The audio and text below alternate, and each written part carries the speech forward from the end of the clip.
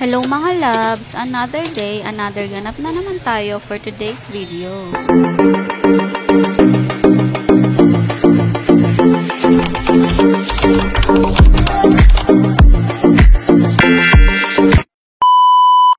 At dahil nga May 1 at holiday ngayon, hindi ko kailangan gumising ng maaga para mag-prepare ng babaunin ni Daddy. Alas 9 na rin kasi ito ng umaga, kaya naman napakainit na rin sa labas. Niligpit ko nga lang din muna yung pinaghigaan namin dahil nga magluluto pa nga ako ng almusal namin. Pinasok ko na nga din muna ang foam namin at ayan pa nga at tumulong na nga ang anak ko. Pagkatapos ko ang mailigpit ang hinigaan namin ay binukasan ko na rin yung pintuan namin dahil nga napakainit na rin sa loob ng bahay namin. At dahil nga gutom na mga person ay kailangan ko na rin magluto para naman makakain na rin kami. Bumili lang din naman ako ng itlog dahil meron pa nga kami tirang pritong isda kagabi. Ininit ko lang din naman kasi yon dahil nga pwede pa naman at hindi pa naman ito panis. Isinabay ko na rin iprito yung natitira naming isang pirasong nilagang saging dahil sayang din. Pagkatapos ko nga magluto ng mga ulam ay sinunod ko na rin yung sinangag dahil nga napakarami ng tirang kanin namin kagabi. At dahil nga favorite din ng anak ko ang noodles ay nag-request din siya na magluto ako nun at yun ang ulamin niya. Sinamahan ko lang din ito ng isang pirasong itlog para na may dagdag ulam din siya. At nang maluto na nga yung noodles, sinalin ko lang ito sa lagayan at inihanda ko na rin yung mga kakainin namin. At ito nga po pala ang almusal namin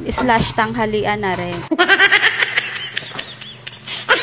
At pagkatapos nga namin kumain, ay hinugasan ko na rin yung pinagkainan namin para naman malinis na din dito sa kusina namin. At pinag-iisipan ko pa nga kung isasama ko to sa video ko dahil nga baka nagsasawa na kayo sa content ko. Kaya lang, no choice talaga dahil ito lang talaga ang may content ko dahil nga taong bahay nga lang din ako. Kaya pagpasensyahan nyo na lang po kung paulit-ulit nga yung content ko. Ito lang din kasi yung magagawa ko dito sa bahay at wala din naman akong ibang mapupuntahan para i-content. Dahil nga wala naman tayong budget para pumunta sa iba't ibang lugar o kumain ng mga sarap na pagkain. Kaya naman pagtiyagaan nyo na po muna ang aking walang katapusang paglilinis dito sa bahay. At alam ko naman na memorize nyo na yung mga everyday routine ko dito sa bahay. Kaya naman kung nagsasawa na kayo, scroll nyo na lang po. Hindi rin naman kasi maubusan ng kalat dito sa amin dahil nga may batang pasaway. Kaya okay lang kahit magkalat pa siya na magkalat. Dahil nga, kinokontent ko lang din naman ito. At ayan nga, sa kada daldal ko ay natapos na rin ako sa pagwali. Kaya naman kailangan ko naman munang punasan yung tiles namin dahil nga ang dami na rin matitigas na kanin na nakadikit dito. Ginagamitan ko lang din ito ng pamunas dahil nga nasira na din yung map namin. Wala pa naman kasing extrang budget para bumili ng bagong map kaya naman nagtatsaga muna ako sa ganitong pamunas. Kailangan pa kasing magtipid at mag-ipon dahil nga maraming paggagastusan ngayong darating na mga buwan. Kaya lang wala talagang naiipon dahil nga sapat nga lang talaga ang sahod ng daddy para sa mga pang-araw-araw na pangangailangan namin at sa mga utang din namin. Hindi ko naman ikinakahiya na nagkakautang din kami dahil syempre nagkakataon din na kinukulang din yung pang-budget namin araw-araw.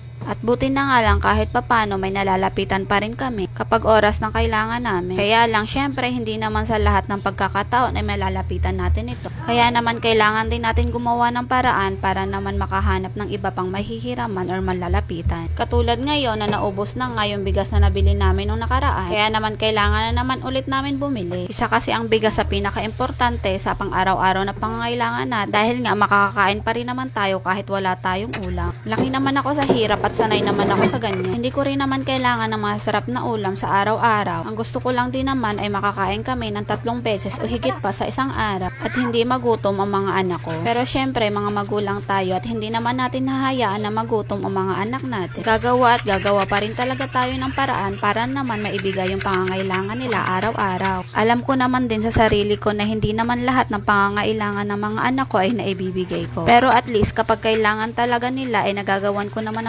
paraan para naman mabigay ang gusto nila. Alam ko naman na alam nila at naiintindihan din nila yung sitwasyon namin ngayon. Kaya naman napakaswerte ko talaga sa mga anak ko dahil nga naiintindihan talaga nila kapag hindi ko talaga kayang ibigay yung gusto nila. At dahil nga napakadrama na nga po natin.